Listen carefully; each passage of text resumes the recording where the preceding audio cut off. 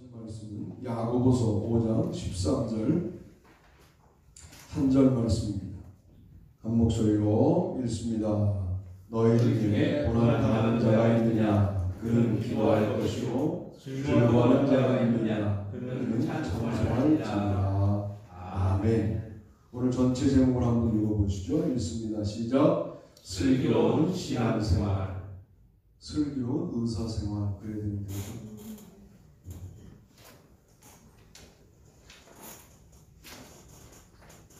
자신의 상황에 맞게 반응하라 하는 거예요. 여러분, 이게 만만한 일이 아닙니다. 고난을 당해요. 상황이 그래요. 기도하시면 돼요. 즐거워할 일이 생겼어요. 찬송하시면 돼요. 이렇게만 보면 그거 왜 못해? 고난을 당하고 난 다음에 말씀하시잖아요. 이게 무슨 말이냐면 기도가 필요할 때 기도가 탁 되는 거. 실력입니다. 우리는 무슨 수만 명을 전도하고 수백 개의 교회를 세우고 그게 작은 일이라는 게 아니고 큰 일인데 개인적인 신앙생활로 돌아오면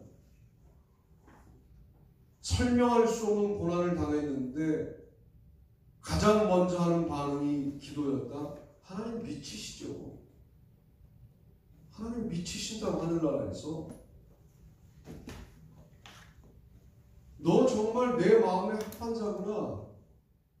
그래. 고난이 올 때 기도해. 내가 들어줄게. 하나님 너무 행복하실 거예요. 고난 당하니까 우리가 가장 먼저 하는 그동안의 방법은 뭐냐면 나의 수단, 나의 방법을 강구합니다. 여러분에게 그 고난이 바닥이 아니에요. 말로는 바닥을 치고 있다고 말을 하고 바닥을 경험하고 있다고 말하지만 그 고난이 나로 하여금 막다른 골목으로 밀어붙인 것도 아니고 마지막 길에 나를 세운 것도 아닌 거예요. 왜? 내 방법이 있으니까. 그런 걸 고난 중에 다 사용해 보다가 안 되고 나면 최후의 수단으로 기도를 씁니다. 따라합시다. 기도를 최초의 수단으로 쓰자. 할렐루야. 이게 실력이고 이건 대단히 위대한 일입니다. 여러분이 생각하는 위대한 일의 기준을 바꾸셔야 돼요. 기도해야 할 때 기도하는 거 하나님이 거기에서 영광 받으시면 그거는 가장 큰 일인 거예요. 인생 중 우리가 할 수 있는 가장 큰 일이 기도가 필요할 때 기도하는 일입니다. 오늘 말씀을 흘려듣지 말고 우리의 삶에 자꾸만 끌어다 붙여보세요. 그래, 내가 무슨 일만 발생되면 기도하는 사람은 아니지만 늘 기도하는 사람이지만 그래도 고난이 오면 바로 기도부터 기억나는 사람이 되어야 되겠다. 기억해내야 되겠다. 이렇게 결단하시면 여러분의 신앙생활이 슬기로워지지 않겠습니까? 아멘. 즐거운 일이 생겨요. 우리는 이렇게 판단합니다. 내가 잘했어. 자기 효능감에 휩싸입니다. 내가 이 일을 위해서 몇 년간 공부했다고? 내가 이 일이 이루어지도록 얼마나 연습을 많이 했다고? 내가 이 일이 이루어지도록 그때는 기도도 여러분의 수단으로 사용하는데 얼마나 오랫동안 기도했다고? 대단히 은혜로워 보이지만 그건 찬송이 아닌 거죠. 누구에게나 자랑하고 싶은 즐거운 일이 생겼어요. 먼저 영광을 주님 앞에. 아, 주님이 이루셨군요. 많은 사람들은 내가 잘했다고 말하겠지만 주께서 하셨습니다 하고 찬송할지어다 라고 말씀하는 겁니다. 찬송이 이때만큼 큰 일이 되는 경우가 있을까 싶어요. 성공했을 때가 더 위험합니다. 자기 의유와 자랑으로 빠지기에 너무 적합한 조건을 성공이 갖고 있어요. 도리어 실패하면 별 문제가 없어요. 좀 늦게 하더라도 기도하거든요. 여러분 성공해 오십시오. 성공을 주신 하나님께 찬송을 먼저 했습니까? 여러분을 찬송했습니까? 우리를 찬송해 왔다고 그동안. 내가 잘했다고 하고 내가 대단한 사람이라고 하는데 다른 사람들의 평가에 아멘하고 하나님께 아멘하는 거 잊어버리고 그렇게 살아왔잖아요. 단순한 말씀 같지만 너희 중에 고난당하는 자가 있느냐? 고난당하는 그는 기도할지니라. 너희 중에 즐거워하는 자가 있느냐? 즐거워하는 그는 찬송할지어다. 이건 개인 신앙생활이에요. 인생을 사는 것을 단순하게 야고보서는 두 가지로 만든 거예요. 고난 아니면 즐거움. 이렇게 하는 것이죠. 너무 단순화했습니다만 대략 큰 범주로 나눈다면 아무 일도 없는 것을 즐거운 범주에 놓고 사건 사고를 고난으로 집어넣으면 이렇게 나눌 수 있잖아요. 인생 뭐 별거 있습니까? 고난 아니면 즐거움이지. 그러면 고난이 오면 올 때마다 기도하고 즐거움이 오면 올 때마다 찬송하면 그를 사탄이 어떻게 이길 수 있겠느냐라고 야고보서는 생각하는 거예요. 야고보서 1장에 보면 욕심이 잉태한 즉 죄를 낳고 죄가 장성한 즉 사망을 낳느니라. 이게 야고보서에 숨어있는 세상을 향한 전망이잖아요. 세상에 욕심 부리다가 쓰지 말아야 될 방법을 쓰고 가지 말아야 될 길로가 죄를 짓고 그 길에서 낭떠러지에 떨어져 죽게 된다. 이게 로마 제국을 바라보는 야고보 사도의 관점이잖아요. 그래, 니네 제국이 우리를 박해할 때 그래 고난이 오면 나 기도한다. 고난이 없을 때 찬송한다. 이렇게 삶을 단순화하여 매우 능동적으로 기도와 찬송을 가지고 인생을 살겠다라고 결단하고 있는 겁니다. 너희 중에 고난당하는 자, 그 사람이 기도한다고 할 때 아무 일도 일어나지 않는 너희는 무엇을 해야 합니까? 고난당하지 않고 아무 일도 일어나지 않고 즐거움도 없는 너희는 뭐 할 거냐 그 말이에요. 그러면 그 너희는 그 다음 본문이 열쇠인데 병든 자는 장로를 청하라고 되어 있고 그들은 주의 이름으로 기름을 바르며 그를 위하여 기도할지니라 라고 5장 14절 후반부에 말씀합니다. 기도하는 자를 위하여, 자신의 아픈 몸을 위하여 기도하는 자를 위하여, 몸이 아프지 않고 그러나 즐겁지도 않은 나, 아무 일도 없는 중간에 있는 나는 그를 위하여 기도해 주자. 이렇게 야고보 사도는 우리에게 말씀하고 있는 겁니다. 고난당하는 자가 기도하고 있을 때 나는 아직까지 그런 고난이 오지 않아서 다행이다 하는 마음으로 바라보는 것을 우리는 교회라고 말하지 않습니다. 그 고난에 동참하여 함께 기도하는 장로들의 역할을 나머지 분들이 감당할 때 그 사람이 그 고난을 능히 이기게 되지 않겠습니까? 즐거움을 경험했어요. 즐거움도 세상으로 딸려갈 수 있는 중요한 품목이라고 말씀을 드렸잖아요. 그때에도 즐거움을 겪고 있는 그 사람이 교만해지지 않도록 기도하는 사람들이 필요하다라고 야고보서에 나와 있지 않지만 말씀을 이어갈 수 있을 것 같습니다. 고난당할 때 기도하면 그 고난은 연단이 됩니다. 고생이 되지 않습니다.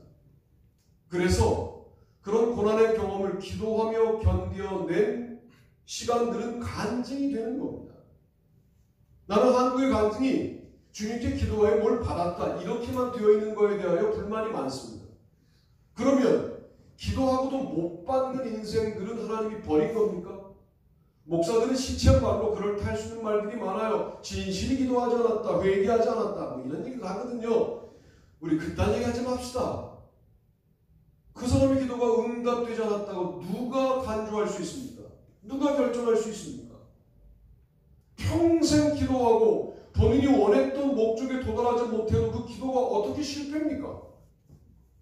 어쩌면 그 사람은 그 기도를 통하여 하나님과 친밀한 관계를 유지하는 게 하나님의 목적이었을 수도 있지 않습니까?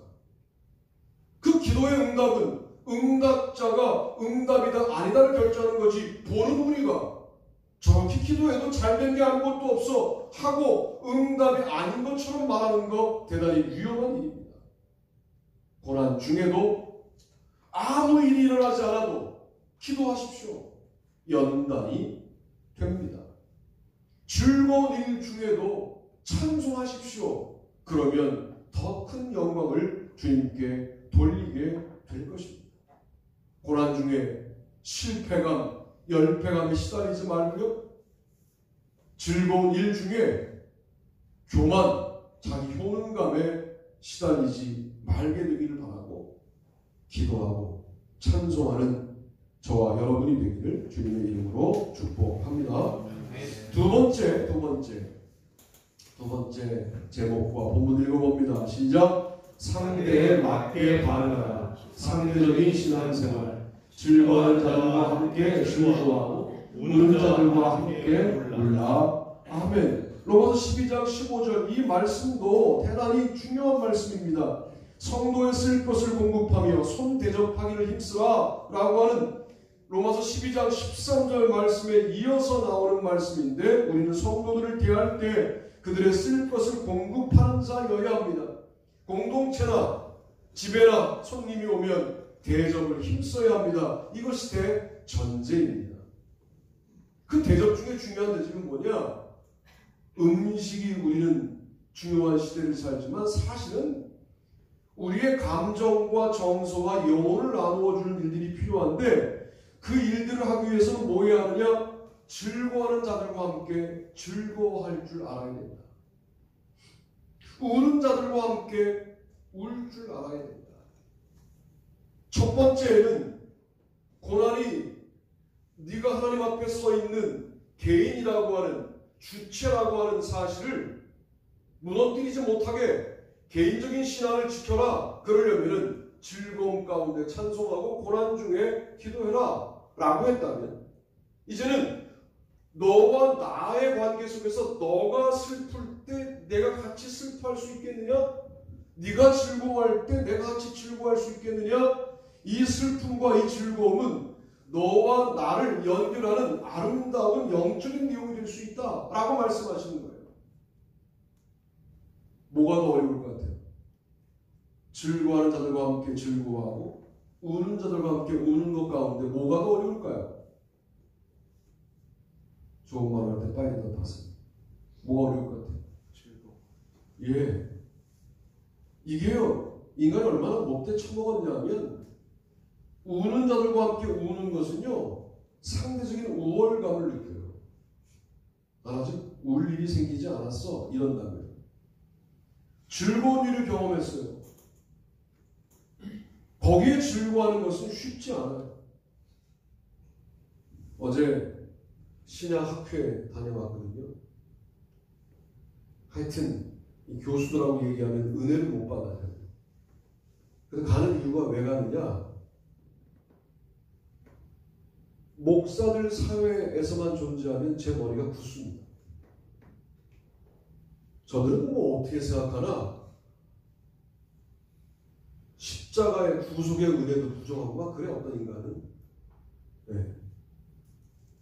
신약성서의 구원의 방법이 십자가밖에 없는 게 아니다 뭐 이러거든요. 그러면 저거를 죽여 살려 그런 마음이 들지요. 그런 얘기를 왜 듣고 다니느냐? 그래? 네가 그렇게 판단하는 근거가 뭐야? 하고 거기를 봐요. 그리고 야, 여기 십자가 있는데? 하고 이제 싸우고 오는 거예요. 그러면 마지막에 할 말 없으면 그래요, 자기들이. 현장 그래서 모르시는 모양인데 현장 목회자를 우습게 봅니다. 은근히 자식들 자랑해요. 우리 첫째 아들이 이문에서 들어보면 대략 연대, 고대, 서강대쯤 갔어요. 재수했을 때는 한성대학교에 대기로 붙었대요. 그런 말을 들으면 즐거워해줘야 되는데 이게 또 자기 자랑하고 앉았네? 이런 마음이 저도 아직도 들어요. 그러고는 이제 말하죠. 선배님 아들들은 다 연대 갔죠? 이렇게 물어요. 그러면 하나님만 하시지. 그러고 이제 말을 안 하죠. 여러분, 즐거워하는 자와 함께 아무 전제 없이 즐거워한다는 거 훈련하시네요. 이거 훈련하시네요. 그리고 이런 마음이 들어요. 매번 왜 나에게는 즐거운 일을 하지 않고 다른 사람들에겐 즐거운 일이 많은 것 같아요. 그래서 한두 번 애를 쓰다가 이게 안 돼요. 그러나 어느 순간 이들의 즐거움에 같이 동화되어 같이 즐거워하기 시작할 때 어떤 일이 벌어지느냐? 나와 너의 경계가 무너집니다. 이걸 교회라고 하는 거예요. 여러분, 주님께 은혜 받고 나와 관계된 나의 가족들을 온전히 지키는 데만 몰두한다? 그게 무슨 교회입니까? 교회에 어려움이 있을 때 우리가 나름대로 그 어려움에 슬퍼하고 같이 동참해야 할 이유가 뭐가 있냐면, 그래야 나와 너의 경계가 무너지는 거예요. 똘똘똘 자기 아집으로 뭉쳐있으면서 걷다가 뭘 갖다 부어도 이건 신앙생활이 아니고 교회를 세우는 신앙생활일 수가 없는 거죠. 그러니까 너의 즐거움이 나의 즐거움이 될 때, 너의 슬픔이 나의 슬픔이 될 때 사실은 울 일도 많고 기뻐할 일도 많아져요. 너의 즐거움과 너의 슬픔이 나의 즐거움과 기쁨이 되어 있는 교회는 누가 알아차리느냐? 세상이 알아차립니다. 여러분, 여기에 포인트가 있는 거예요. 아, 니네 정말 예수 믿는 사람들이구나. 우리는 그렇게 못 산다는 사실을 그들이 알기 때문에 그렇게 살던 우리의 모습을 바라보면서 세상이 알아차려요. 너희들은 정말 슬퍼하는 사람들과 함께 슬퍼하는 정말 아름다운 분위기를 갖고 있구나. 첫 교회 방문한 사람이 그걸 느끼게 돼 있어요. 이걸 교회라고 해요. 나와 너의 경계가 분명하고 네 것, 내 것이 분명한 곳을 세상이라고 그래요. 철저하게 고민해 보세요. 우리 교회는 나와 너의 경계가 얼마나 흐릿한가? 얼마나 유동적인가? 얼마나 원활한가? 고민해 보셔야 돼요. 너희를 박해하는 자를 축복하라. 축복하고 저주하지 말라. 이게 즐거워하는 자들과 함께 즐거워하고 우는 자들과 함께 울라라고 하는 말씀 앞에 나와요. 왜 박해하는 자들마저 축복하라고 바울이 명령할까요? 할 수 있거든 모든 사람과 더불어 화목하여야 한다라고 그 다음 18절에도 말씀할까요? 이런 거예요. 우리를 박해하는 사람들에게 저주의 마음을 품어요. 여러분, 이 감정을 가지고 있으면 이 저주의 감정이 뭐냐면 내가 나를 지키겠다는 거거든요. 박해하는 자들로부터 내가 나를 지키겠다라고 하는 자기 보호 본능이, 자기 방어 기제가 동반될 때 우리가 뭐하냐면 박해하는 자들 앞에서 욕하지 못하지만 뒤로 가서 무지막지하게 욕하는 거예요. 그런데 그렇게 욕하고 있는 마음은 뭘 못하느냐? 즐거워하는 자들이 나타났을 때 즐거워할 수 있는 에너지가 없다 그 말이에요. 우는 자들을 만났을 때 같이 울 수 있는 마음이 없어집니다. 그래서 박해하는 자들에게도 우리가 마음을 다 쓰지 말고 축복하고 저주하지 말라는 말씀이 앞에 나와 있는 겁니다. 모든 사람을 만나요. 화목하게 지내려고 애를 써야 돼요. 뭐 하려고 우리가 다른 사람과 화목하게 지내고 박해하는 자들도 축복하고 저주하지 않느냐? 성도들 가운데 즐거움을 경험하는 자들에게 같이 즐거워할 수 있는 마음을 유지하는, 우는 자들에게 같이 울 수 있는 영적 상태를 유지하기 위하여 박해하는 자들과 불특정 다수의 모든 사람들과 화목하게 지내려고 애를 쓰는 겁니다. 말 그대로 선하게 여러분이 인생을 살아가야 되는 것이죠. 그럴 때 우리가 우는 자들과 함께 울 수 있고 즐거워하는 자들과 함께 즐거워할 수가 있는데 이게 너무 슬기로워 보이지 않습니까? 인간들을 둘로 나눈 거예요.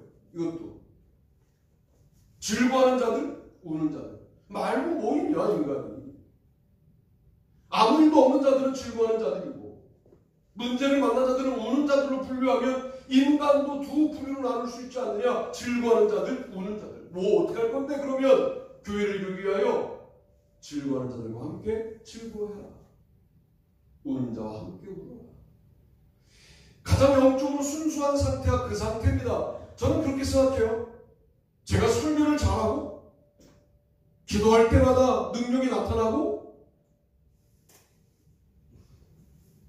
병든 자를 위해 기도하면 암 환자가 일어나고 정말 그랬으면 좋았을 순간들이 막 기억납니다. 지금도. 그것도 중요하지만 마지막 순간까지 성도가 슬퍼할 때 객관적으로 슬퍼하는 게 아니라 동화되어 같이 슬퍼하고, 성도가 즐거워할 때 건성으로 즐거워하는 게 아니라 나의 일처럼 즐거워하고, 이 영성이 유지되어야 할 것입니다. 여러분은 그렇게 또 한 단계 저를 위해서 기도해 주시면 좋겠다.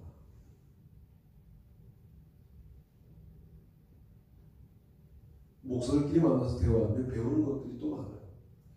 교수가 좀 다르죠.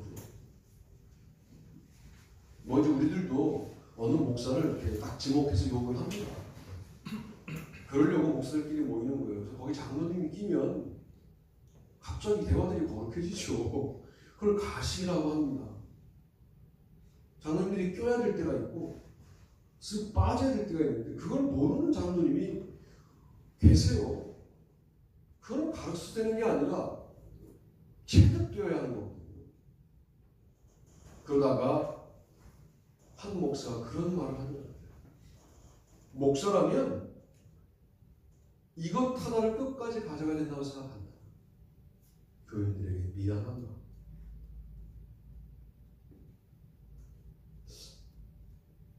가끔 무게감 있는 말을 딱 들으면 하고 들어오고 여기서 막 옮겨 다니죠. 다니면서 좀 커져요. 여러분들에게 미안한 마음 제가 왜 없겠어요?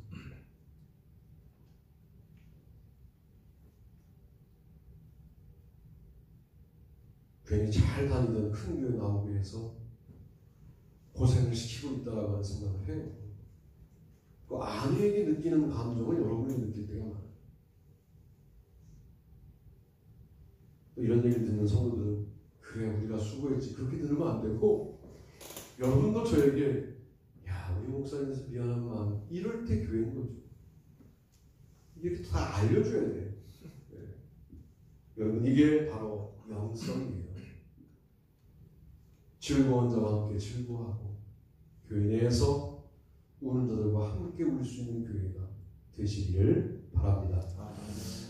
세 번째는 이것인데요. 같이 읽어봅니다. 시작. 교회에 맞게 반응하라. 공동체적 신앙생활 서로 친절하게 하며 불쌍히 여기며 서로 용서하기를 하나님이 그리스도 안에서 너희를 용서하심과 같이 하라. 아멘. 에베소 4장 32절 말씀입니다. 자, 세 번째는 오늘 말씀의 결론처럼 제가 묵상을 했던 말씀인데요. 이 서로라는 말이 참 은혜로운 말씀이에요. 자, 개인적으로는 즐거운 일이 있어요. 찬송하고요. 고난당했어요. 기도하고요. 그런 개인이 일대 다로 만나요. 즐거워하는 자들을 만나요. 함께 즐거워하고요. 그리고 고난당하는 자를 만나요. 함께 울고요. 그런데 이 사람에게도 뭐가 와요? 고난이 올 거 아니에요. 이거 못 따라오면 안 되는데. 함께 울어주는 이 사람에게도 고난당하는 일이 생기면 그때 고난당할 때 울어주었던 그 고난당한 사람들이 이 사람을 위하여 또 울어주는 거죠. 또 함께 즐거워해 주는 거죠. 나라고 즐거워할 일이 왜 없겠어요? 생기면 내가 축하하고 즐거워하고 내 아들이 잘 된 것처럼 막 펄쩍펄쩍 뛰어주었던 그 사람이 또 우리를 위해서 펄쩍펄쩍 뛰어주는 이 서로 위로하고 서로 즐거워해주는 이 오고 가는 역사가 오늘 에베소 4장 32절에서는 서로 친절하게 하며 불쌍히 여기며 서로 용서하기를 이라고 말씀하고 있는 것 아니겠는가. 이게요, 만약 한 번으로 끝난다면 여긴 세상입니다. 무슨 말이냐? 자크 데리다라고 하는 폐체주의 철학자가 선물의 불가능한 가능성이라는 말을 했어요. 제가 장로님 한 분에게 선물을 했어요. 장로님이 부담을 가져요. 목사님 뭘 더 좋은 걸 해드려야 되겠는데 그래서 선물이 불가능하다는 거예요. 그냥 받는 경우가 없어요. 그런데 왜 십자가가 은혜가 되고 선물이 되느냐? 갚을 길이 없는 너무 큰 선물을 주신 거예요. 뭘 해보세요, 여러분이. 그 선물을 갚을 수 있나? 그러니까 뭐 은혜를 갚기 위하여 교만한 말입니다. 뭐 은혜를 따라 정도밖에 말할 수 없는 거예요. 뭘 갚아야 갚기는. 예수님의 사랑을 뭘 어떻게 해서 갚으시겠어요? 여러분 인생을 다 갈아서 드려도 못 갚아요. 그래서 그건 은혜인 거예요. 선물인 거예요. 우리끼리는 우리의 호의와 우리의 사랑이 선물이 되는 방법이 거의 없습니다. 내가 장로님에게 선물을 했는데 장로님이 전혀 나에게 이걸 되갚아야 되겠다는 마음을 안 가졌어요. 그런데 내가 스스로 어떤 마음을 갖냐면 나는 장로들에게 잘하는 목사야. 이미 선물을 되갚음을 받은 거예요. 선물이 아닌 거예요. 그래서 그러면 저의 묵상의 내용은 뭐냐면 이런 겁니다. 우리가 베푸는 호의가 선물이 되는 방법이 뭘까? 베풀고 되갚고 베풀고 되갚는 이게 계속 반복됩니다. 한 번이 아니라 또 한 대상하고만이 아니라 많은 성도들과 더불어서 함께 은혜를 베풀고 은혜를 갚고 하는데 이게 여기 갔다가 내가 여기서 받다가 또 다른 데로 가고 이 횟수가 많아지는 것을 뭐라고 말하느냐? 서로라고 말합니다. 두 번만으로 끝나는 게 아니라 4번, 8번, 16번, 32번 막 이게 기하급수적으로 서로 사랑을 받고 나누고 서로 위로하고 위로받는 일들이 공동체 내에 많아지는 것, 이것 말고는 우리가 은혜롭게 산다라고 하는 것을 설명할 길이 세상 가운데 있을 수 있습니다. 서로 이제는 누가 먼저 할 거 없이 함께 친절하게 하고 불쌍히 여기고 용서하는 신앙생활을 하시기를 주님의 이름으로 축복합니다. 아멘. 그래서 오늘 설교에 흐름이 있는 거예요. 여러분이 개인적으로 어려운 일을 당했어요. 기도하십시오. 즐거운 일을 만났어요. 나를 찬송하지 말고 하나님을 찬송하십시오. 그 영성을 가지고 즐거워하는 자들과 함께 즐거워하십시오. 우는 자들과 함께 우십시오. 이 일을 한 번만 하지 말고 죽을 때까지 하십시오. 저쪽도 이런 식으로 은혜를 깨닫고 누군가를 돕는 일들이 교회 내에 아주 다각도로 유기체적으로 일어나기 시작할 때 우리는 주고받는 관계를 넘어선 은혜로운 관계가 되고 그런 곳이 하늘나라입니다. 제가 하늘나라를 묵상해 보니까 원인과 결과를 넘어서 있고요. 태초라는 시간 가운데 있어요. 그리고요, 직접과 간접을 넘어선 곳에 하늘나라가 있어요. 오늘 이 내용이 들어가 있어요. 즐거워하는 자들이 직접 즐거워요. 나는 간접적으로 즐거워요. 이 거리를 좁혀야 돼요. 나도 직접적인 즐거움을 그들과 하나 되어 경험할 때 하늘나라를 경험합니다. 직접적인 슬픔을 겪은 사람을 우리는 매우 간접적으로 위로하고 말죠. 직접적으로 슬퍼야 돼요. 하늘나라를 경험합니다. 직접과 간접의 차이를 극복해낼 때 하늘나라가 우리 가운데 이루어집니다. 뿐만 아니라 주관과 객관, 나와 너, 오늘 설교에 들어있습니다. 나와 너의 구분? 누가 할 수 있습니까? 어디까지가 너고 어디까지가 나입니까? 어려워요. 서로 사랑으로 우리는 이 거리를 극복해야 돼요. 결론으로 말씀드릴 수 있는 것은 주고받는 관계, 그게 세상살이입니다.